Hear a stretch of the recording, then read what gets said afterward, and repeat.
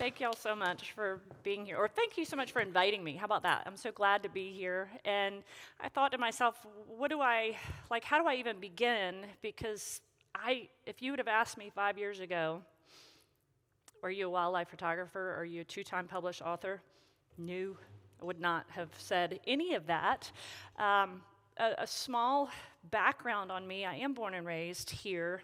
My dad was Tommy Rivers, delivered around 7,000 babies in Charleston, so everybody that I know, he probably delivered. and back in 2009, when the whole world was crashing and whatnot, and I was actually going through a divorce, I came out of the woodworks and developed a business called Cacky's Bride Aid, your wedding day lifesaver.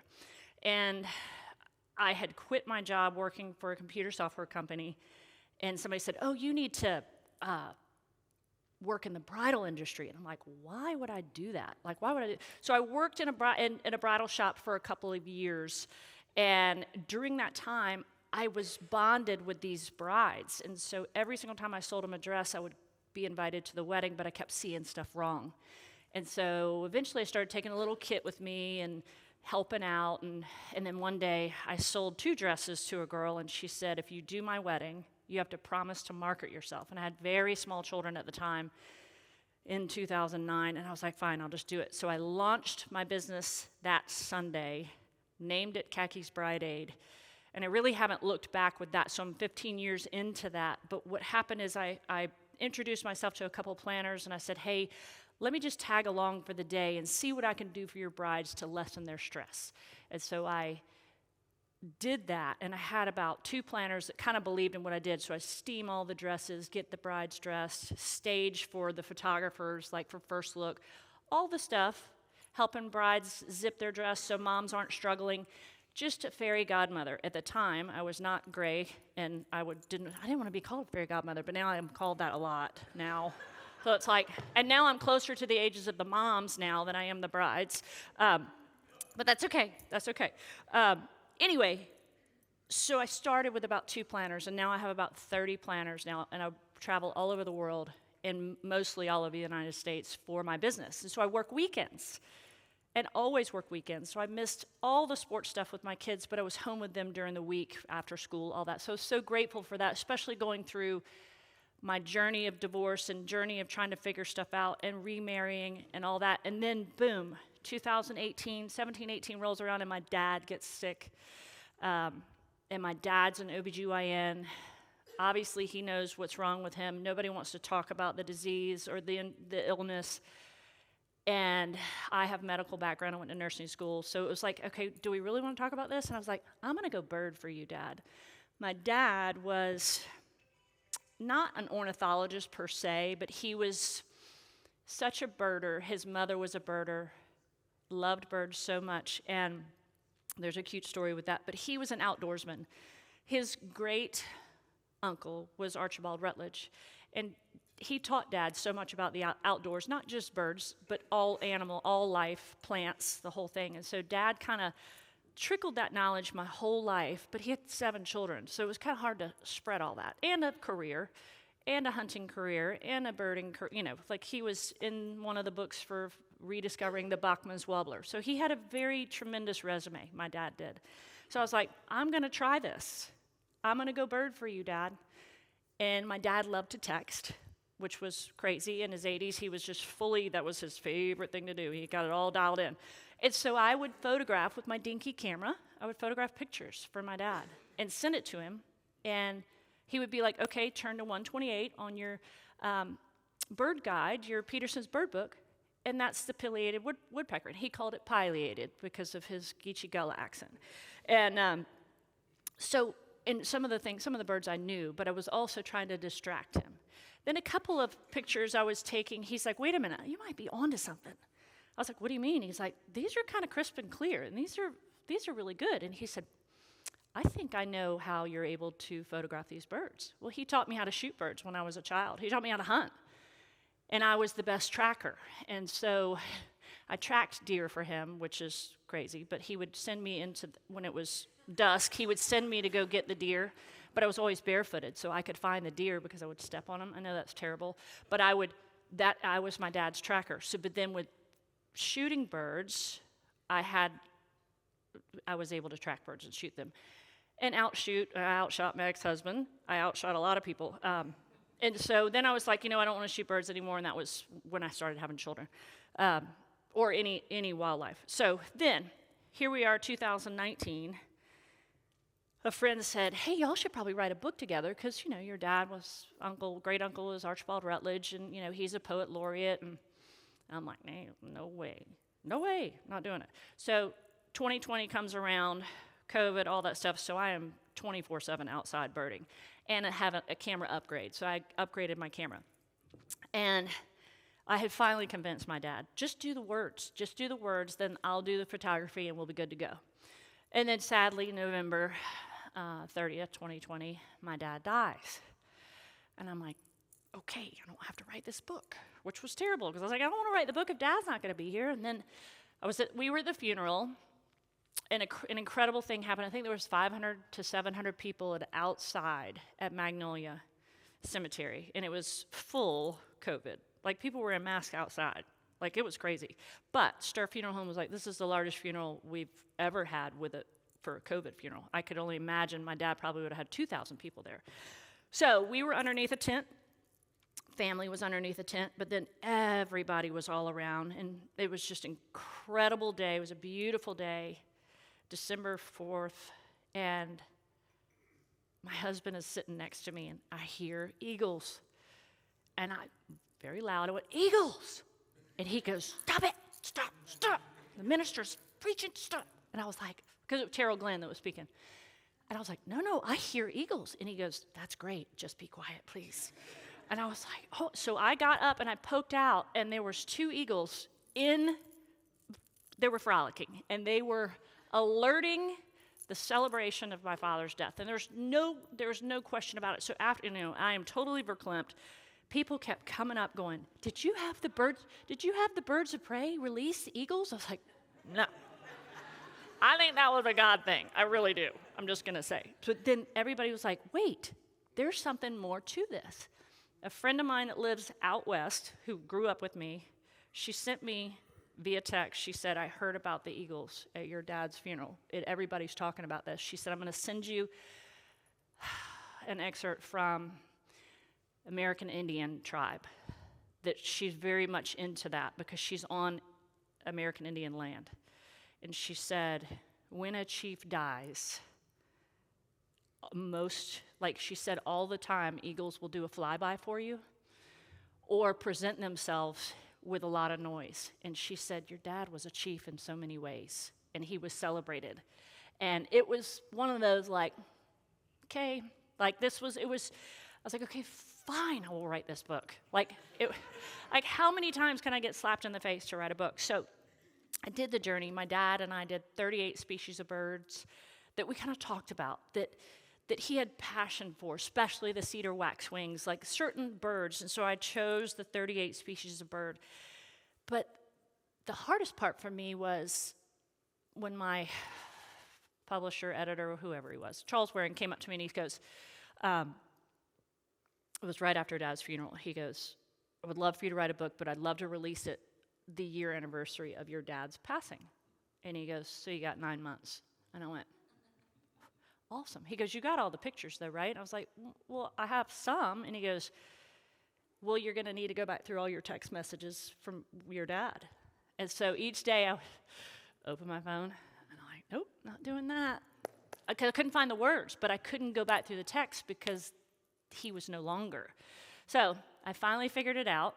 I went through all the texts in one day, wrote them all down. And it was texts like, you're doing a great job, or this is the best shot ever, or don't forget this bird, the most important bird that people forget about. Like all of these, it was like such a story. So I piled them into my book, and I was like, okay, I've got this. And so I did it. I released it, and I'm like, okay. I wrote my first book, Grounded in Flight. And I came up with the name because I feel so grounded when I'm outside. And I feel so grounded when I'm in nature, but birds in flight are my jam. That is my favorite thing to do because I'm a tracker. And I remember my sweet, sweet husband is from the Czech Republic, and so certain things, literal things, don't make any sense to him. And I said, okay, I came up with a name for my book. And he goes, okay, what is it? I said, Grounded in Flight. And he goes, no, doesn't make any sense, nope. And I said, well, what do you mean? He goes, you can't be on the ground and in flight at the same time. And I was like, okay, I think I'm going to use that one.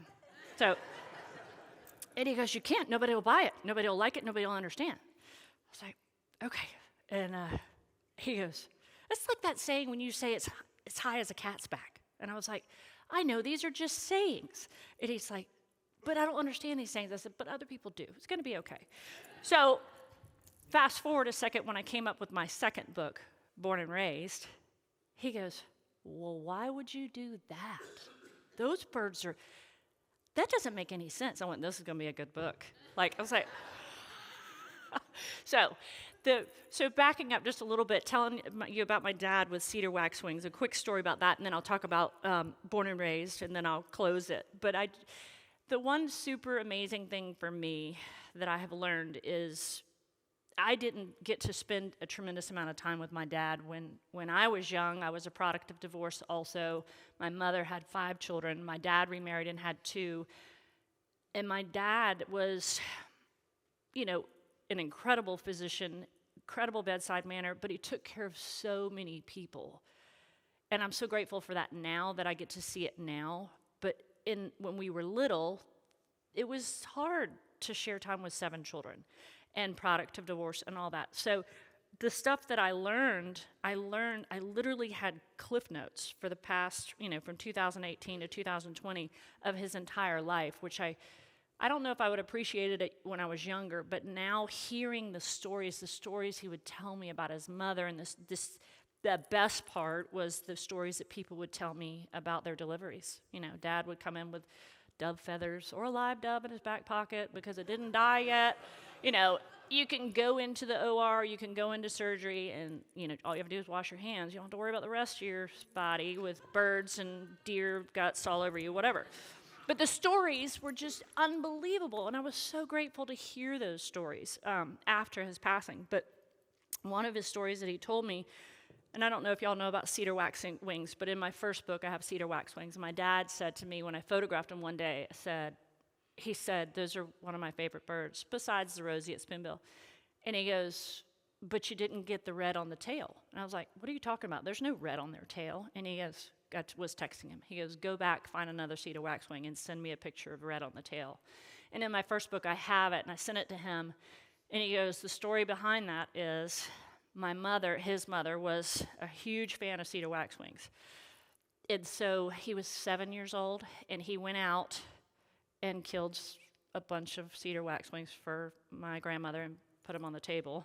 And he said he probably couldn't walk for a week because she was just saying how beautiful they were, not for a keepsake. And so he had killed them and got in trouble for killing them, but he never forgot that moment. But it was just her love of birds passed on to him, and it was because of her uncle, Archibald Rutledge, who helped raise her at Hampton Plantation. And then she passed it on. She went to Ashley Hall, and then it was a boarding school at the time, so she was there. And then she married my dad's father, and then they lived downtown, but they still did all the family stuff out in the country. And so Dad had this wealth of knowledge about everything. And Dad was 86 when he died. So he had so much information to give and to share. And so then, here we go. Born and Raised happens, the whole thing. So I'm still birding, though. I'm still birding, and I'm like, what's my next chapter? And the cool part of the story is I was here for prayer one day, and Joanne Ellison prayed with me because I was being pressured to write another book too soon, meaning by the big people. And anyway, so because I knew she had written books, the whole thing, and she said, you're okay, just sit with it. And she goes, you can say no. It's real easy. Just say no. And if you're not ready, don't do it. She said, why would you put something out that's not good? And I was like, okay. So I was like, okay. So I've got that. So I said no, leave me alone. I'm just going to keep birding. So I kept birding. And little things happened. Little quick things happened. Went to the grocery store. I had a bunch of prints in my car, and who walks past me but Joanne Ellison? And I was like, hey, thank you so much for saying that to me and giving me the courage to say no. And I opened the trunk, and she goes, you're on your way. Because she saw the prints. I said, I just want to show you my prints. She goes, you're on your way. Remember, they're stepping stones. I'm like, what? Stepping stones? So then I meet somebody with Coastal Expeditions, and he's like, hey, I want to talk to you about nesting birds in South Carolina. I'm like, okay. And he goes, I want to introduce you to DNR. The ladies with DNR, they're amazing. And I think that they could really help you understand and spread the word about our birds that are in need and in danger. I was like, all right, stepping stones, like big time stepping stones. And I'm like, okay, so this is unfolding.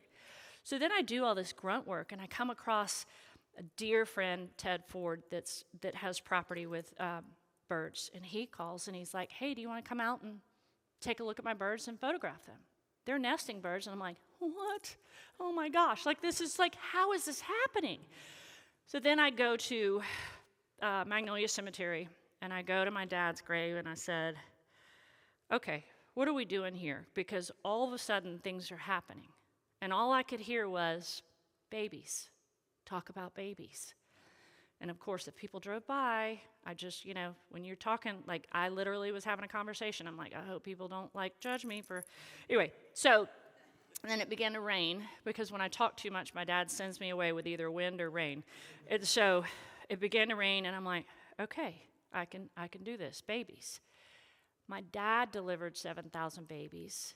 And then how do I tie that in with nesting birds in South Carolina? The cool part, y'all?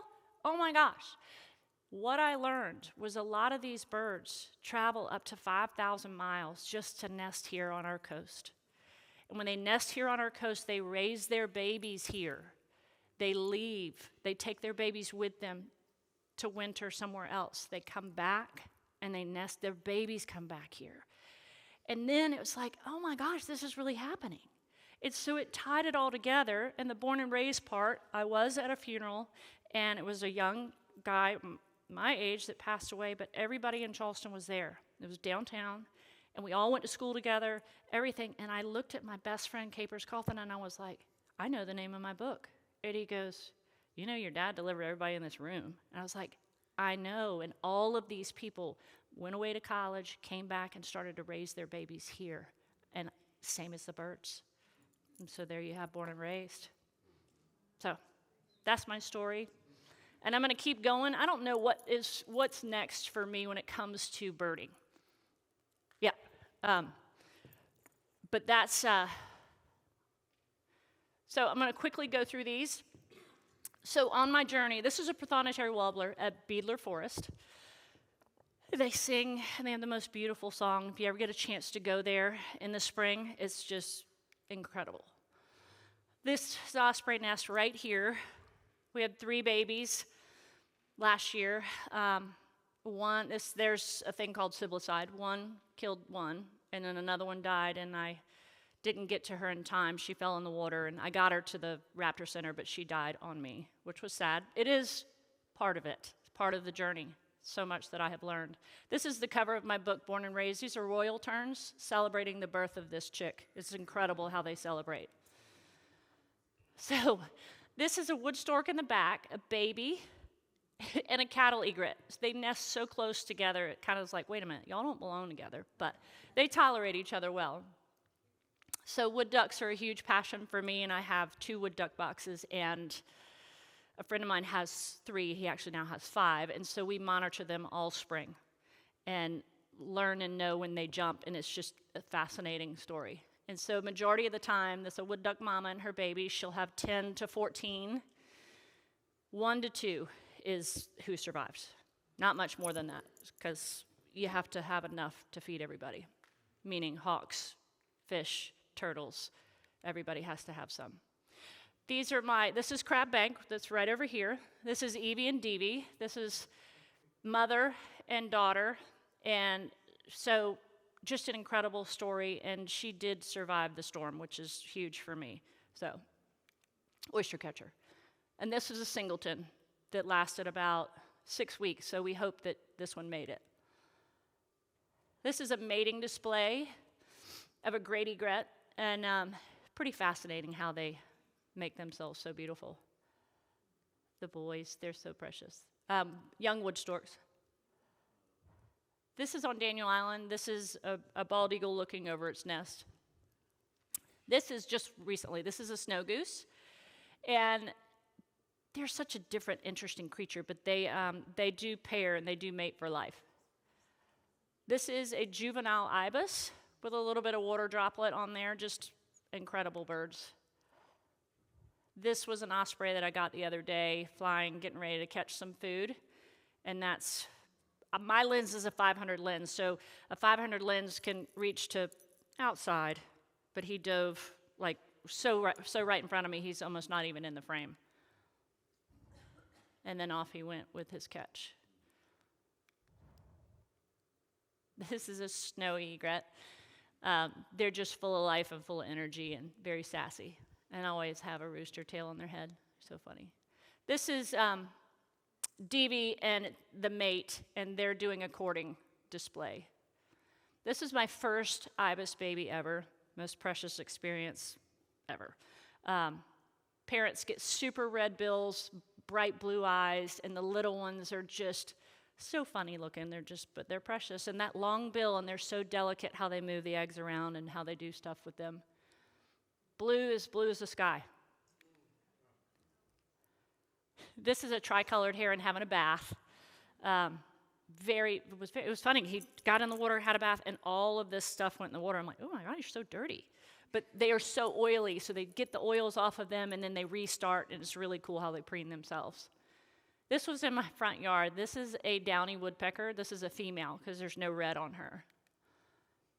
And this is my Baltimore Oriole female that took me 3 years to get one, and I finally got one. This is a pair at Magnolia Plantation, a mated pair. This was actually at Edmund Frampton's house. Hooded merganser, also at Edmund Frampton's house. The female spooked, and then I got this one, and there's a bunch of trees in front of it, but the colors are just brilliant. Now, the real cool thing about this shot, so this is a male hooded merganser. The line through the eye, it almost looks like a snake eye. It's actually the nictitating membrane that flipped right when I took the shot. So it's like, this is crazy, but I did it. So I sent it to DNR, and I sent it also to one of my Audubon specialists. And she's like, oh yeah, that's a nictitating membrane. I'm like, thanks. This is a bufflehead. This is also on Sullivan's Island. So the buffleheads, the females in the front, that's a little bit blurry. They're a much smaller bird, but it seems the hooded mergansers and the buffleheads come at the same time every year. So this is it's one of those cool shots where there's no wind. This was on Sullivan's also. And it was like, wait, you could flip that upside down. Because it's a true reflection.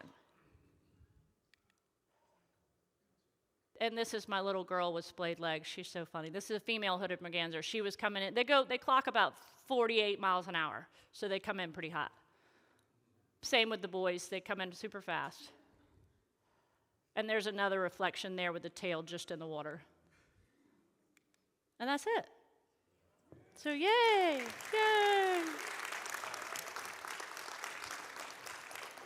You're going to kick me off now, right? Yes. Okay, good. Actually, does anybody have a question? We have time for maybe one or two questions for That's Cacky. it. Only one question. Only one or two. Do you have a question for Yes, Cacky? sir. Yes, Robert. Some of those birds live near us. Is there a time when you can feed them food? Meaning the hooded mergansers?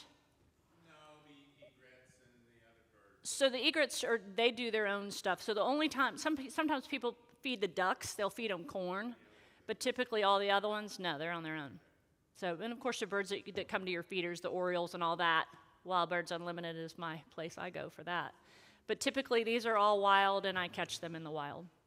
I wish I had a bucket of fish for the eagles to come down and so I could get that shot. So.